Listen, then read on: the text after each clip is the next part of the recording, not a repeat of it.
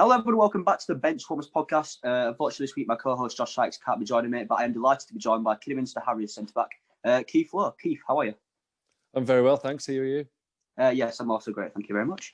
So I think we'll crack shot on then. Obviously you've had a very distinguished playing career. You started off at Wolves all the way back in, I should have this up really, but not prepared as usual, which the usual viewers of the podcast will know about that. But all the way back in 2004, you originally came through the Wolverhampton Wanderers youth system. Made your first appearance in 2004, I believe, as well, in a 4-2 win at Rochdale in the League Cup. So, obviously, am I right in thinking that you're a Wolves fan as well, obviously, because I saw you was born in Wolves? Yes, that's right. Yeah, born and bred. Yeah. So, are you a Wolves fan? Yes. Always have been. Whole family are. Okay. So, how great of a feeling did it feel coming through at your actual supported club? Yeah, it all seemed to happen quite quickly, really. I got to the end of my second year as a YT, and it kind of suddenly broke into the reserves.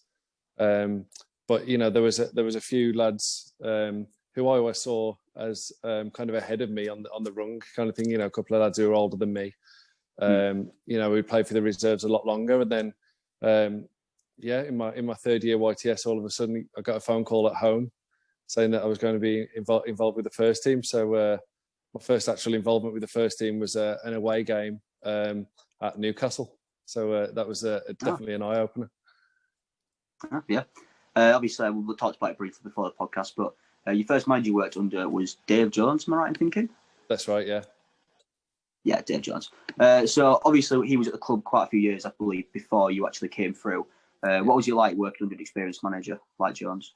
Yeah, it was good. He, he was always very, very calming. I found him. He was really like, as if putting me in the team wasn't a risk to him, which was great for confidence. And also he had Stuart Gray as his assistant, who was great, especially with the younger lads. Working day in day out on the kind of technical aspects and things like that. Really. Yeah. What was your relationship like with Dave Jones? Obviously, I'd imagine he was the one who gave you the phone call to tell you he was in the first team. What was your relationship actually like with him? Yeah, good. Like I say, I hadn't really spoken with him too much really before that call. It was just a big shock to me, really, to be honest. All of a sudden, I've got to get myself ready to travel on the coach with the first team. Yeah, and previously in previous podcasts that I've done with other guests, I found that players who come through youth academies at high tier clubs like Wolverhampton Wanderers or any other club around the Premier League, they're told they have to get the coach, or they're taught how to get the coaching badges in the actual youth academy. Yeah, we did start a thing like that, but I think kind of just as we were about to start, our guy who kind of sorts all that out and did that, I think he changed jobs and that, so we never actually got around to doing our coaching badges or anything like that, really. Okay, so do you have any coaching badges as of yet? No, I don't. It's not necessarily anything I'm particularly thinking about. I've always been kind of on the thought that I would once I finished playing, then I would kind of not be finished with football per se, but maybe go down a different route. Yeah, okay. So is there no interest in going into management after when you eventually retire? Not particularly, no. Not particularly, to be honest. Of course, obviously coming through the youth academy at Wolves as well. Did you ever find that pressure was quite a lot coming through? There's pressure at every club you play for. It doesn't matter whether it's in the Championship with Wolves or for Kidderminster now. There's always pressure. There's always it's your living at the end of the day. You've got to perform, or else they'll find somebody else who can. There was pressure, but like I said, Dave Jones and Stuart Gray were brilliant. They treated me as if they had the confidence in me, which really helped me. Yeah, and you usually find with youth players coming through as well that perhaps maybe they always haven't been in the same position that they are when they come through. So was you always actually a centre back, or at one point were you perhaps a different position and Wolves might have changed you into a centre back? No, I've always been a centre back since I started playing football as a kid. But it wasn't. But I'd never played.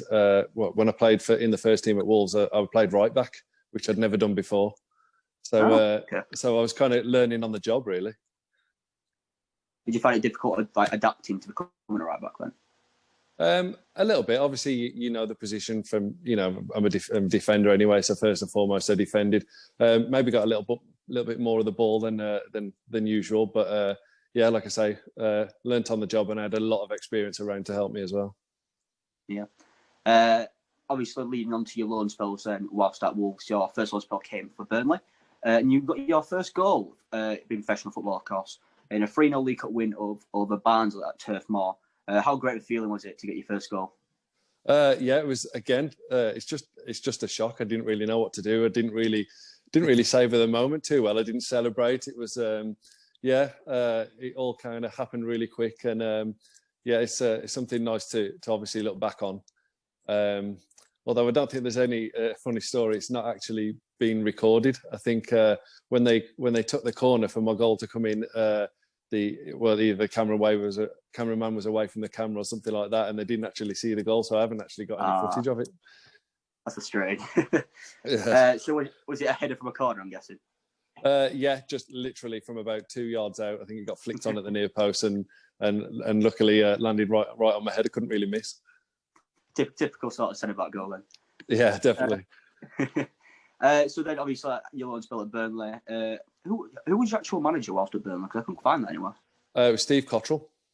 Oh, okay. So, do you still ever talk to Steve Cottrell? I know, obviously, he's currently suffering with coronavirus in hospital, but yeah, only if by incidentally bumping into him. He used to come to quite a few games when I was at Cheltenham.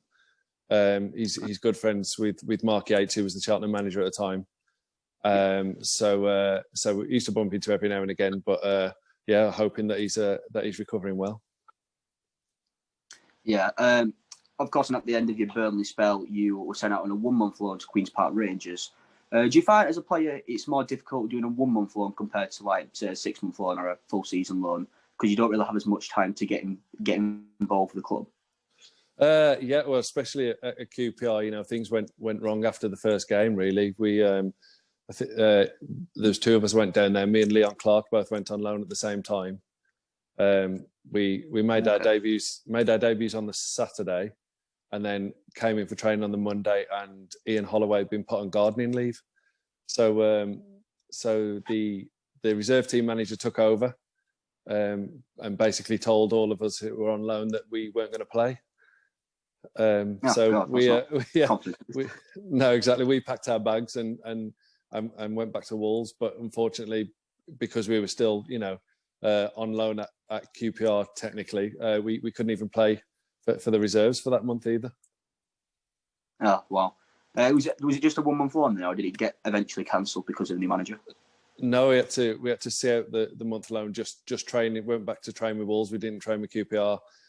We just stayed at Wolves, but obviously couldn't play in any of the games. Yeah. The next move on to Swansea City, of course, who have got to the 2006 Football League Trophy final. Did you right that you played the full game in that game? Yes, I did. Yeah.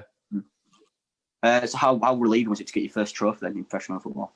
Yeah, it was great. I'd only been there a couple of weeks. I'd played in the semi-final second leg away at Colchester, I think it was, and I actually ended up in hospital. I got a heavy challenge, aerial challenge, and had to leave on a stretcher in an ambulance. So that was definitely an eye opener to Swansea. But no, it was the whole time there was great. Obviously, winning a trophy was brilliant at the Millennium Stadium. That was something I'll never forget. And I would have stayed there.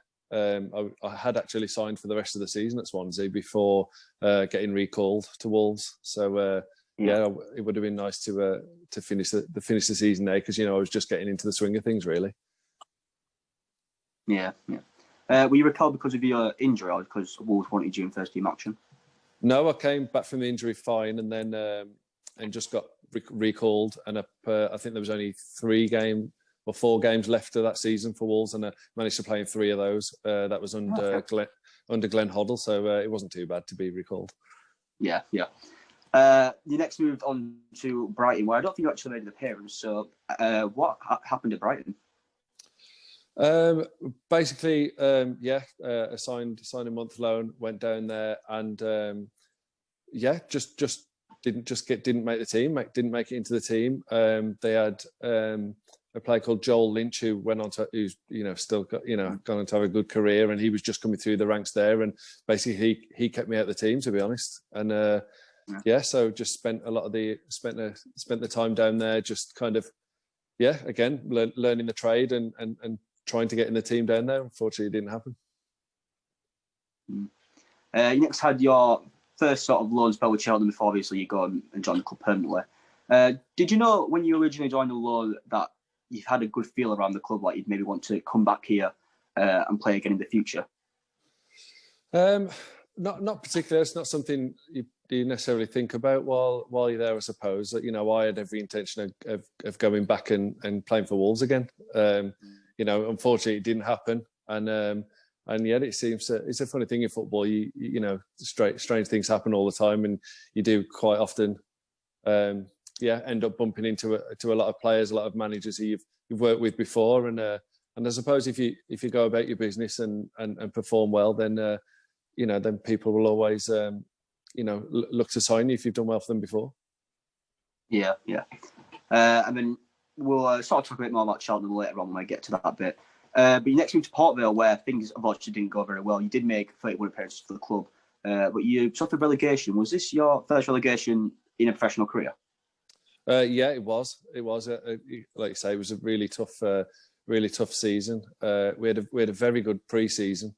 We beat some really good teams pre-season, but then a couple of players were sold, and that didn't go down well, and the manager ended up.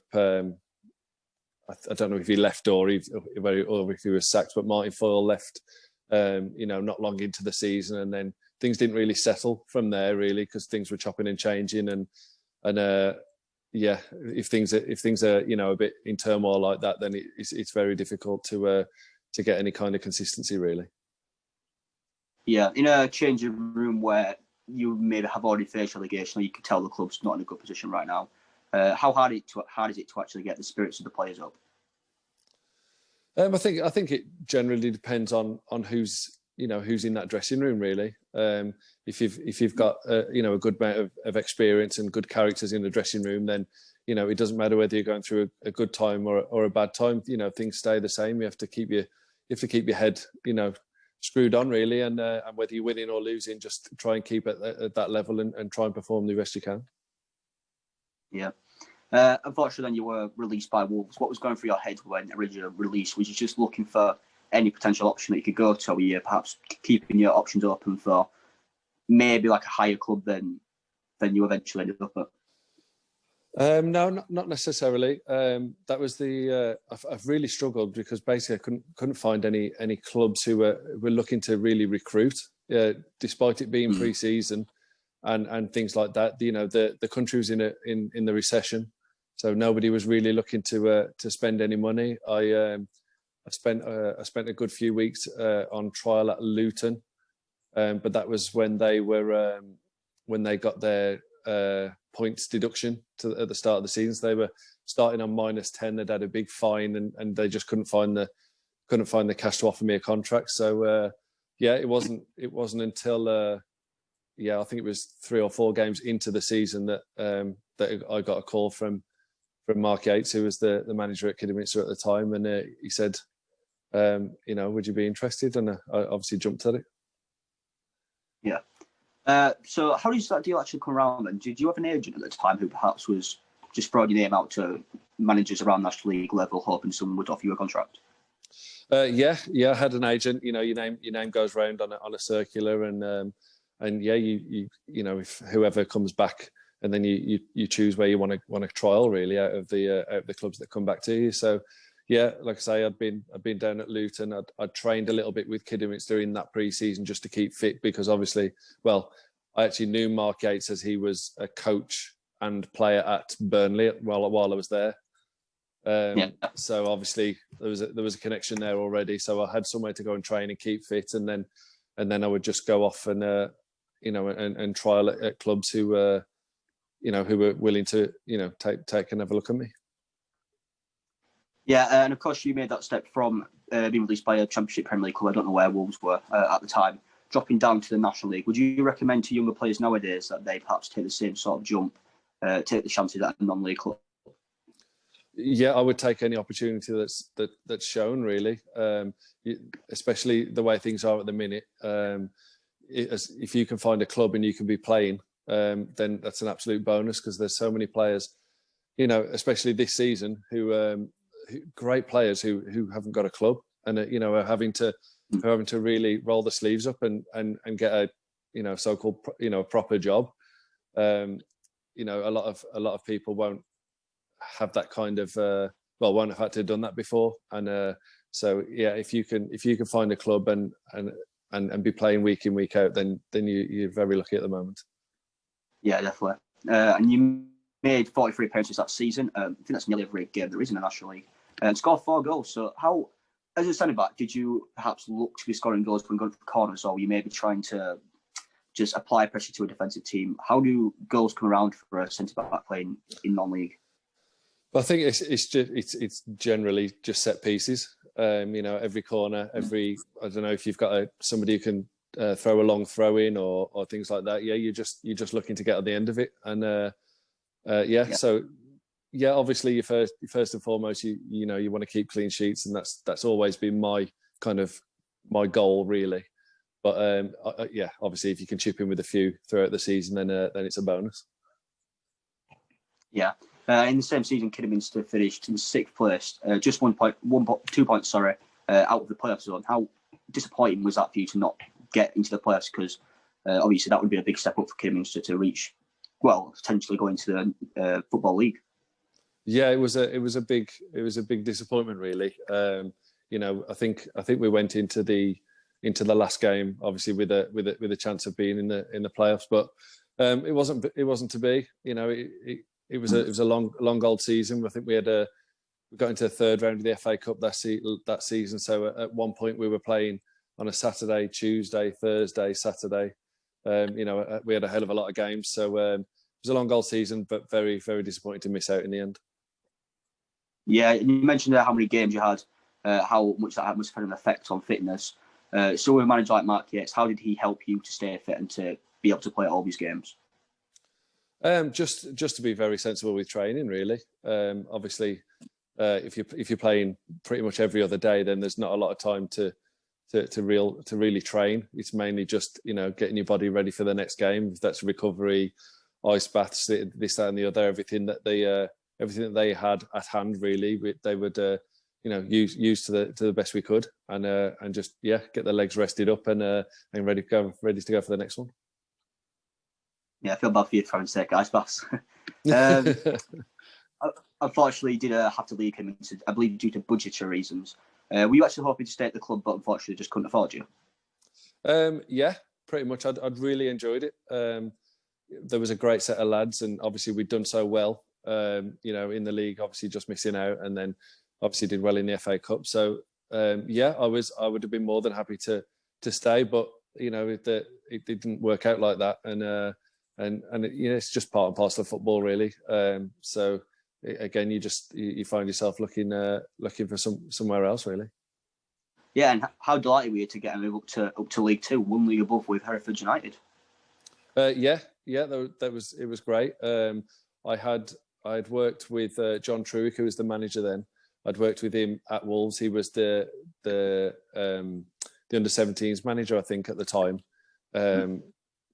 So that was the link there. That I went and spoke to him, and he obviously showed a big interest, and I was delighted to sign there.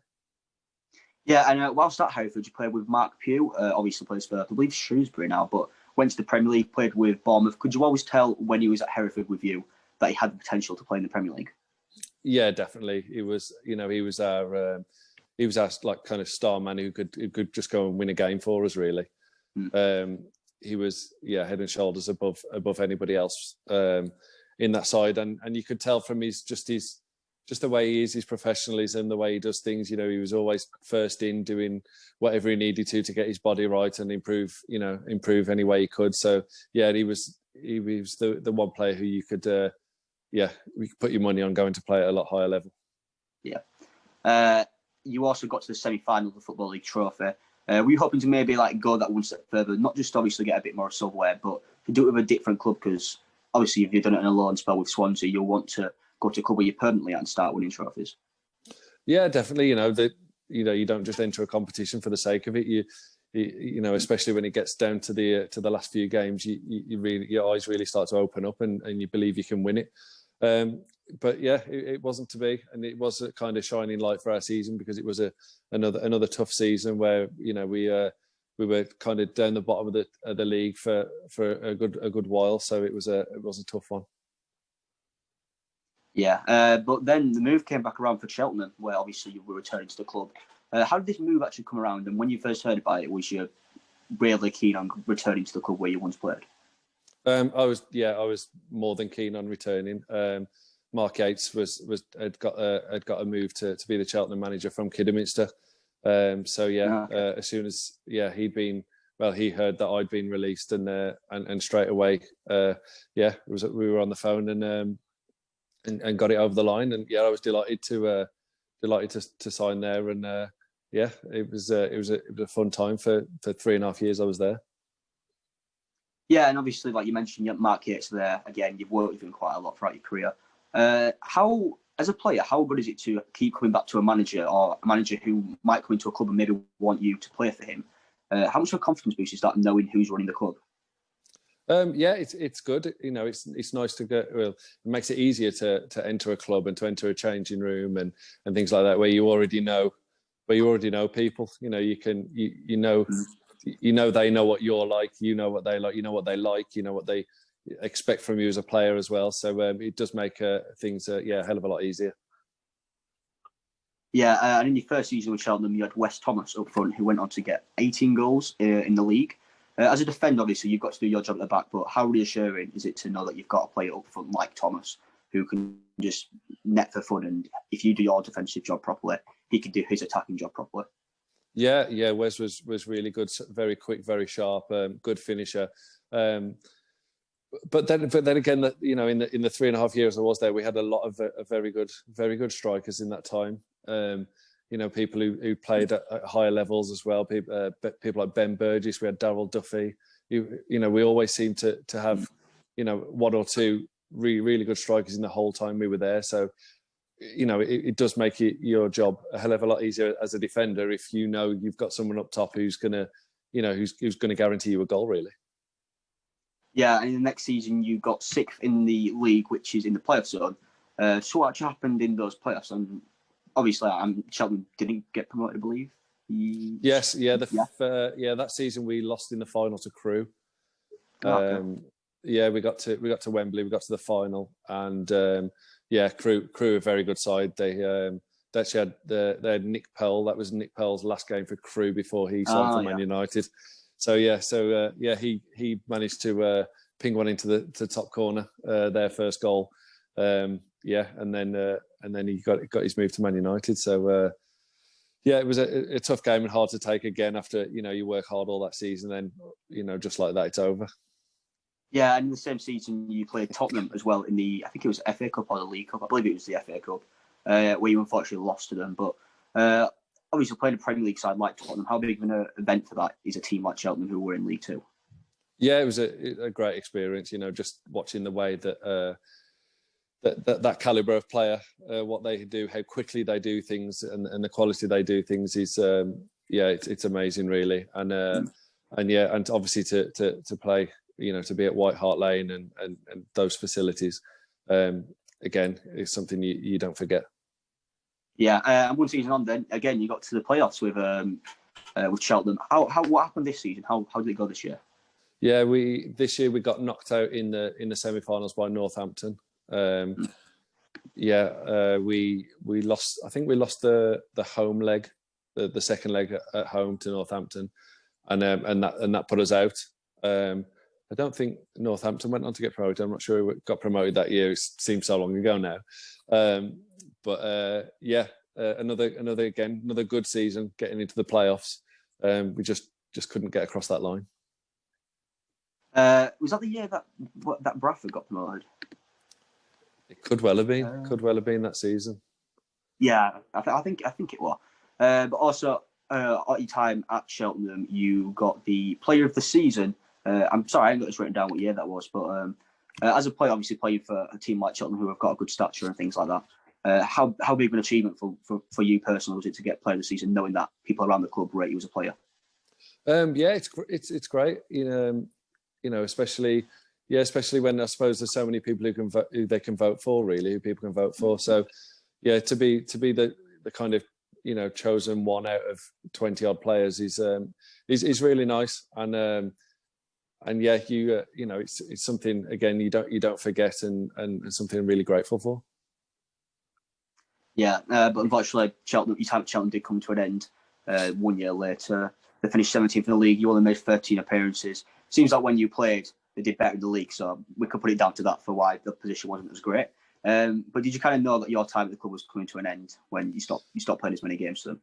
Yeah, I started to get really, really frustrated there, to be honest. I felt like I was kind of in my prime and I wasn't playing, and I was just kind of wasting my time, really. So I didn't, I ended up not enjoying it because I wasn't playing. I was working hard all week and then not playing at the weekend, and that I've done it my whole career. I don't like just making up the numbers. I like to be playing. If I'm not playing, then I can accept it. It's fine. People go different directions and that, but I just want to be playing football. So yeah, the opportunity came up to move away, and I had to take it, really. Yeah. How did the move to York come around then? Just again a phone call, and through my agent. York had got in touch, saying that they're looking for experienced league players, to come and help them, and it was a big decision, really. We'd kind of as a couple, me and my wife had just settled, bought a new house, and so yeah, to move away, because my wife couldn't come with me. She stayed at home because of her work, and so it was a very big decision to move, kind of 2.5-3 miles up the road, and be away the majority of the week. Yeah, I bet that was difficult. You got to the playoffs as well with York, so was it becoming increasingly frustrating that you kept getting to the playoffs with these clubs, but never actually took the extra step to win the playoffs? Yeah, a little bit. Although I think at York, I think we were definitely in the relegation zone when I turned up. So for us to get into the playoffs was unbelievable, really. We had a great set of lads, a really, really good manager in Nigel Worthington, who brought another few lads into the team in the January transfer window, and and along with, obviously, with the lads who were already there, we really kicked on and had a great time of it. So yeah, it was very disappointing to not at least get to the playoff final, but for us to be there in the first place was kind of unthinkable at times, really. So yeah, we're very proud of what we achieved, really. Yeah. And 1 year later, I don't know if you remember this, obviously, but the 2014-15 season, you missed just one of the 50 first-team matches across the season, in a year which had two different managers in the form of Nigel Worthington, his caretaker, Steve Torpett, and Russ Wilcox.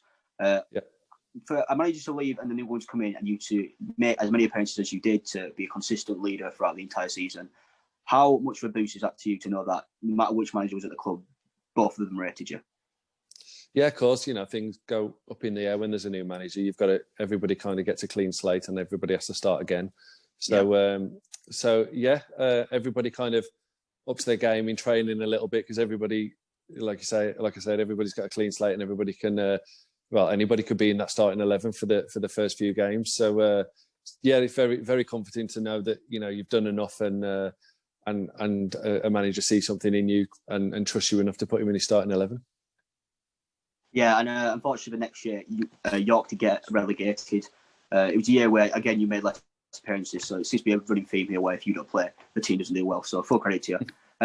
But of course, how disappointing was it to see a club like York, who obviously had so much history, be relegated from the Football League? Yeah, it was devastating, really. I really formed a kind of love for the club while I was up there. And like I say, it was a big move for me, really, to move away from home, really. And well, first of all, leaving in the first place came as a shock. This time a new manager came in who basically told me I wasn't going to play, and he didn't want me. So that it's hard to take things like that, not to take it to heart. And it does put a down on your confidence, and when you do start to question yourself and question whether you are good enough for the level or good enough for the club and things like that. It was really hard to take, especially with the success I'd had there in the first place in the first couple of years. So yeah, that kind of hit me quite hard, really. It was tough to take. So when the new manager had told me I could leave, it was tough one to take. It was hard. We talked about it briefly as well for the podcast, but York recently moved out of Bootham Crescent, a stadium obviously you played it for 3 years. What is your favourite memory of Bootham Crescent and sort of your entire time there? I think just the place in the actual grounds itself. When I was there, I lived literally a stone throw away from the ground. So I was constantly in and out talking to the staff. It was just a great place to be. We had some brilliant memories on the pitch. Obviously, going from relegation zone to the playoffs in my first season was crazy, really. And obviously meeting a lot of people, not just players, but staff and people. When you're there for so long, you do form a lot of friendships. So it was a hard one to take, but Bootham Crescent's a legendary football ground, and it'll always be like that for me. Yeah, and it was 1 year later that you made the move back to Kidderminster Harriers. To sound a bit of a strange question, but moving back to a club where you played for before, does it make the whole move sort of easier in terms of like finding a new house, finding a place to settle down for the time being in Kidderminster? Does it make the move sort of easier? Yeah, it does. Again, like I said before, I know the place, I know my way around, and not everything's brand new. So I did. I moved back. By then I had a family. I had a set of twins at home with the wife, so it was nice to move back and not have to move away from them, and I could just come home every day and see them. That was a big help. That was a really nice touch and really kind of swayed things really when it came to choosing kind of who to sign for, really. And unfortunately, again, you were relegated with Kidderminster. As a player, from like a personal perspective, how much of a disappointment was to get relegated 2 years in a row? It wasn't too bad as well. It was technically the same season, because I left York. I left York at kind of, I think it was the end of November, start of December. So there's not longer that season had gone before. Okay. All right. Before, like I say, new manager Jackie McNamara kind of let me go. So it was a shock to see them go down, and technically, I suppose, relegated twice in the same season, really. But that's why that's why I got up. Yeah. So when I turned up at Kidderminster, they were, the club was all but relegated already, to be honest with you, and they'd had a dismal start to the season, which they never really recovered from. So it's obviously disappointing, because I've always loved my time at Kidderminster, but at the same time I kind of came into it fresh and just ready to start the next season, really. And obviously the next season you dropped down to the National League North, Kidderminster. Dropping down at the league where you've been obviously playing 2 divisions above, not literally last season, I guess. Were you ever considering leaving Kidderminster at the time just so you can maybe get back up to a higher level, or were you always certain you're going to stay in the National League North? I don't know, really. I'd kind of already sorted out a contract to stay for the next season anyway, regardless of whether there was a relegation or not. It was kind of not agreed, because it wasn't, there was no contract there, but kind of presumed really that I would. And like I say, I've always loved being at Kidderminster. It does feel like home, really. So it didn't really I didn't really have to make much of a decision. Yeah, and you got the playoffs as well. You came second in the league that year.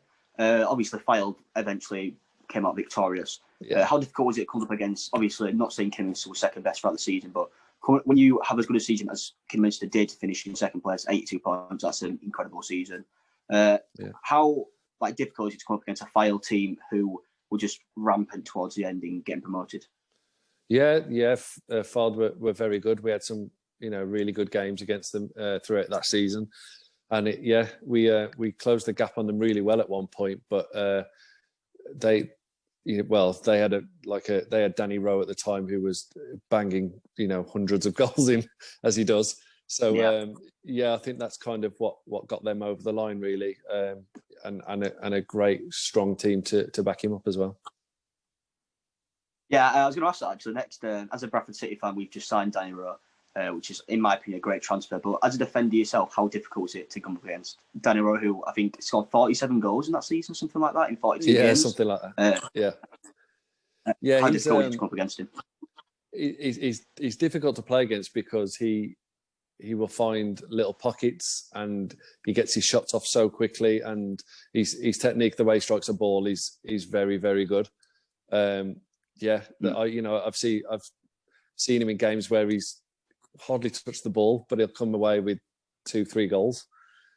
So going back to before, when you've got somebody like that in your team, you've got to feel confident, and you've got to know you can win games that you maybe shouldn't, and that's a real boost.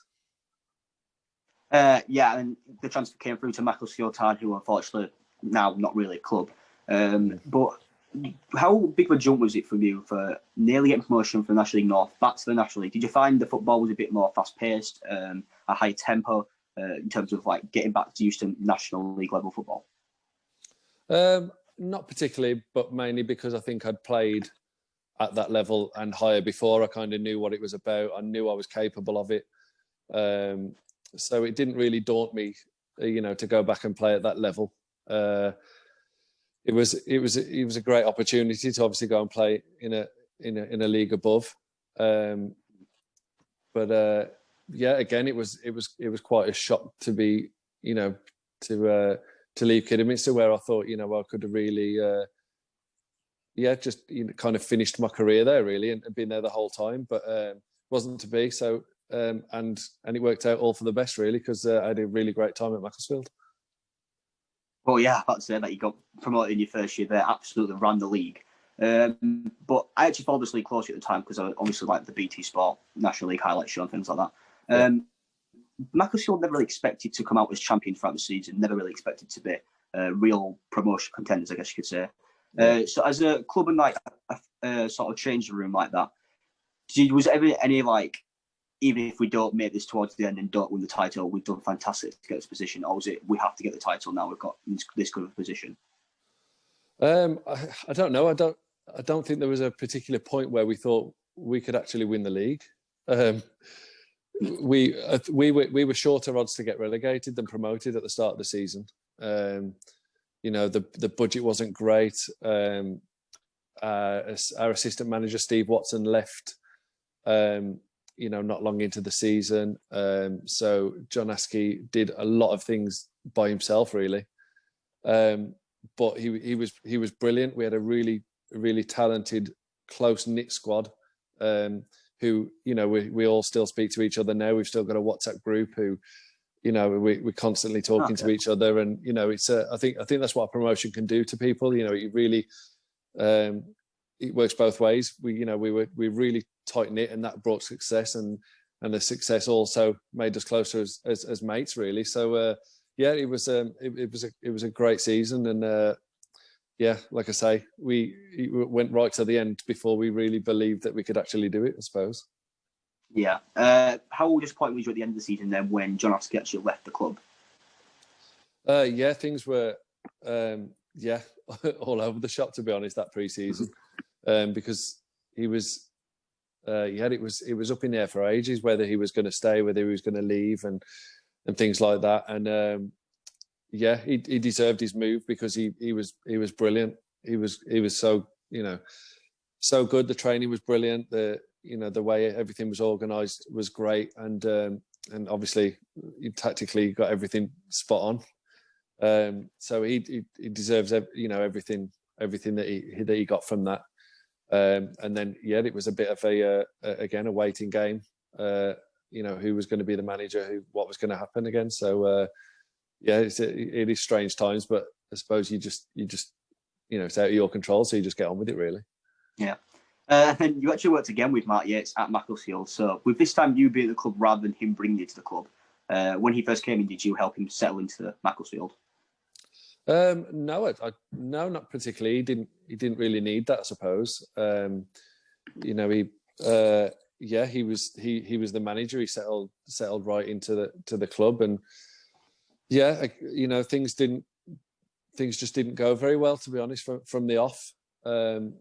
Personally, like I hardly played in the team, so that I've said before, that doesn't sit well with me. I don't enjoy that, and obviously things on the pitch didn't go well for him either. So it was a strange season, very strange season, and something that we were kind of not used to, really, because the lads who had stayed were used to this kind of all this success, and then things had changed. Some players had left. The whole management team had changed, and suddenly it just wasn't the same. Yeah, and I think towards the end of the season, Macclesfield were definitely tipped for relegation. But of course, you stayed away from that. Notts County and Yeovil Town ended up going down. Was this as big of a success staying up in League Two as it was getting promoted to League Two? I'm not sure. I'm not sure, really. I was like I say, that season I didn't play a lot. Sol Campbell came in as manager, and he didn't take a liking to me at all, to be honest. For some reason, I don't know what I'd done wrong, but yeah, he was not too pleased with me for some reason. So I didn't actually feel too much of a part of it, to be honest, which was a shame. But again, football, it happens. So there was nothing really I could have done about it. So yeah, I suppose staying up was a great achievement from the lads who played. They really dug in, and despite all the kind of crazy times that were going on at the club, they got on with the job and managed to keep the club in the league. Yeah, what prompted you to drop down to the Southern League Premier Division Central with Nuneaton Borough? Basically, I just didn't have a club. Like I say, I'd not played a lot the season before at Macclesfield. I suppose people look at it, on the wrong side of 30. I'm a centre half, and people think, maybe people don't want to take a chance. So basically, there was just not a lot of interest, in all honesty. So I dug into a few contacts and ended up speaking to Nuneaton, and we agreed something there. Yeah. How did the move to Bradford Park Avenue come about then? Because I know at non-league level there's non-contracts and you can play on a dual registration at clubs. But how did you actually get approached to join Bradford Park Avenue? It was basically, things hadn't gone great with Nuneaton. I think it was down to me. I struggled with the level to get used to playing part time and things like that. And basically just struggled with the way things were. So I'd spoken to a few friends who got me in touch with Lee Fowler, who was the assistant manager at the time, and they'd been shipping a few goals in and wanted to tighten a few things up, so I made the decision to join, basically. Yeah, and of course you didn't end up finishing the season off at Bradford Park Avenue. I don't really blame you, judging from how the season went. But you talked about it briefly before we started the podcast about your 8-0 defeat. What was going through your head as a centre-back during... Sorry, who was it to again? Brackley, away at Brackley. Right. What goes through your head as a centre-back when you're 8-0 down? Just trying to get the ref to blow his whistle, to be honest. It was a tough game. We had a player sent off not long into the game. I think it was 15, 20 minutes into the game. And Brackley are a good side, especially at home, and they just ran all over us, to be honest. It was tough.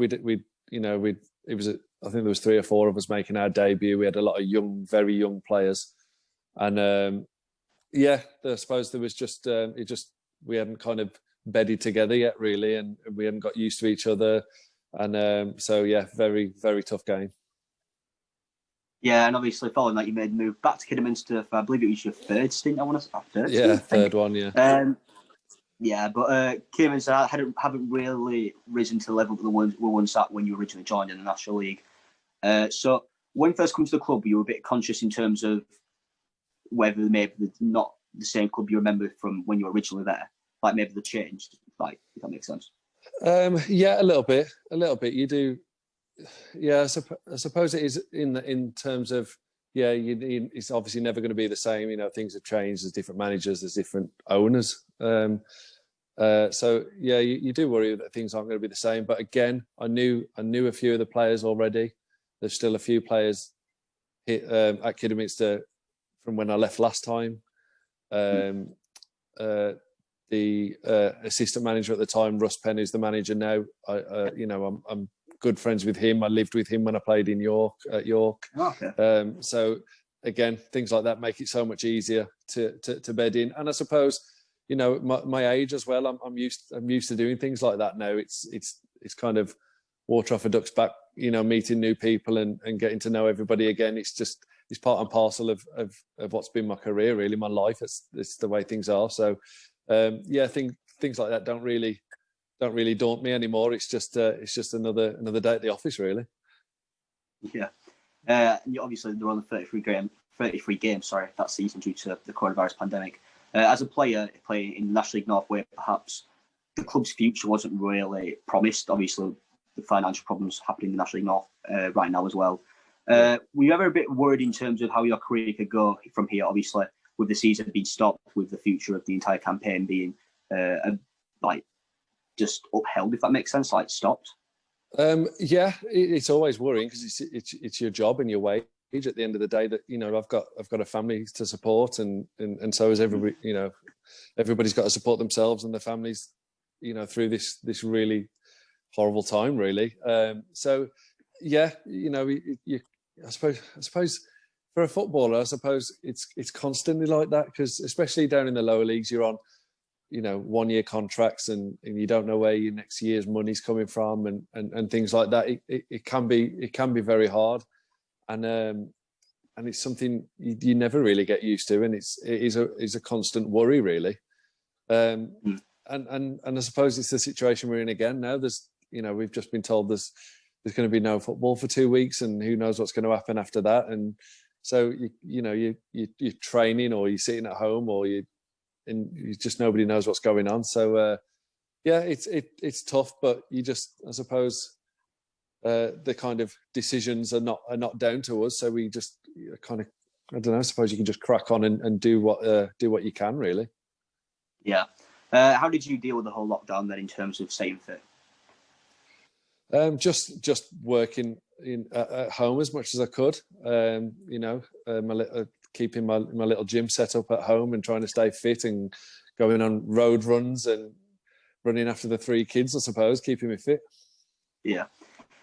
Moving on to this season then, obviously, Russ Penn, like you said, was promoted to the first team manager. Was you relieved when that happened? Because maybe you're worried that when, I forget the name of it, was it Jimmy Shan who was in charge before? Jimmy Shan, yeah, he went to Solihull, yeah. Yeah, were you worried that perhaps when Jimmy Shan went to Solihull, you were worried Russ Penn might follow him? I'm not sure, really, because Jimmy Shan left and then Russ was put in charge kind of straight away.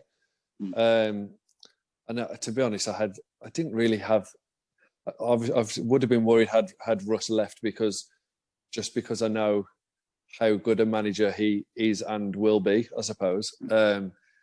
But once it was kind of official that he'd taken the job, then yeah, relief. Not just because he's my mate and it makes things easier for me, but because, like I say, I know how good he is, and I knew that was going to be a massive boost for me as a player and the club.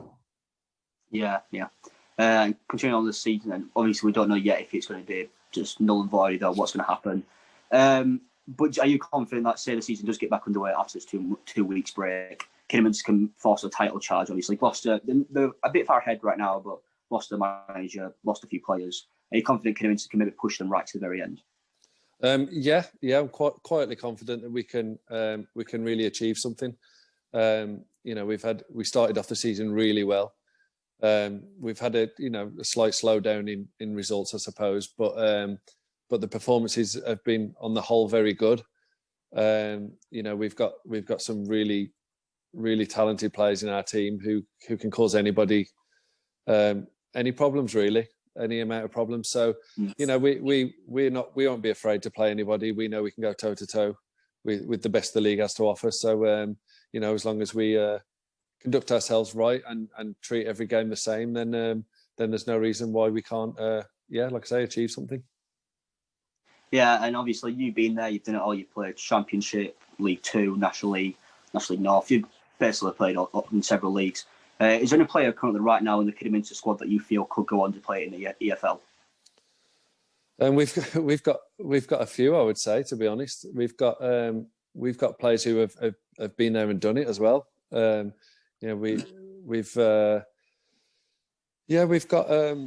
got quite a few. I would say, first name that springs to mind, Ashley Hemmings, very good player. He's been around the leagues and he's always done well. We've got Amari Sterling James, who's been a league player for a long time and scored goals in the league.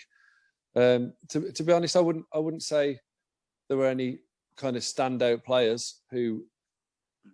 But that would be because I think we're all at a very good level, and I think that's not just our starting 11. We have got it kind of. I know managers like to say, but it doesn't really matter who plays because anybody who steps on the pitch for us, we know is as good as anybody else. So it's nice to have that. It's nice to have that confidence in anybody who plays, and that obviously stands you in good stead to have a successful season, really. Yeah, I sort of have one more question then before we move on from your career and just onto your thoughts on non-league sort of matters and things like that. Obviously, at centre backs, you can play 2 at the back, back 4, back 3, back 5, anything. Is the one player who you've played with in centre back throughout your entire career as like a defensive partner, if that makes sense, like a centre back partner, who you perhaps have got stuck out from the crowd, if that makes sense? I've been very lucky. I've played with some really good. Some really good players. I think the person who I played best with was when I was at York. I played with John McComb, who had a great career in the leagues. When he signed at York, we kind of just seemed to click straight away, both on and off the pitch. Really, he's a good mate of mine, and always kept in touch. And things just kind of. Things just become easy. You know where people are. Where I knew where he was going to be. I knew what kind of quickly learned what he would do in each situation, and that makes me perform better as well, obviously. I would, as a kind of partnership, he kind of really sticks out on a kind of individual level. Obviously, when I was younger, playing at a higher level, I played alongside Les Scott and Jody Craddock and people like that who were so good. When I was younger, I really did play with some top defenders. So I couldn't really name one. Yeah. So we'll move on from that then on to sort of what's happening in the National League, especially today. League's been postponed for 2 weeks, all fixtures cancelled. What are your thoughts on that? What do you think should happen from here going forward? I'm not sure. I'm not the one with kind of all the statistics and that kind of and all the know-how really to kind of call it. But obviously, it's disappointing that we don't get to play football and people don't get to come and watch football. And I know that's a massive thing in people's lives. Football is so it is very disappointing. But I think on the kind of on the grand scheme of things, we want to get over this pandemic, don't we? We all want to we all want to see the back of it and get back to our normal lives. So, if it's that we can't play football for however long just to get back to get things back the way they were, then I'm sure most people would say, okay, let's do that kind of thing. So, but kind of I'm at the opinion where kind of I'll do kind of whatever it takes to get things back to normal as quick as I can, really. Yeah. And obviously you're a Wolves fan as well, as you mentioned earlier. Not exactly a fantastic season, I believe, but what was going through your head when West Brom beat Wolves last weekend? I don't think. I had to bring it up. I'm sorry. Yeah, no, I wasn't in the best of moods for the rest of that day. No, it's obviously the worst thing that can happen as a supporter, really. Especially after it's been such a long time since we played against West Brom. But yeah, it's hard to take. It's hard to take. So you just have to try and forget it and tell yourself it's a marathon, not a sprint. And the end of the season will answer all the questions. Yeah, I think in terms of questions, that's all I have for you for today. So thanks, Keith, for the podcast. Pleasure. It was great. Really enjoyed it. Thank you. Yeah, thank you. And that'll be the end of this week's episode of the Benchwarmers Podcast, and we'll see you all next week.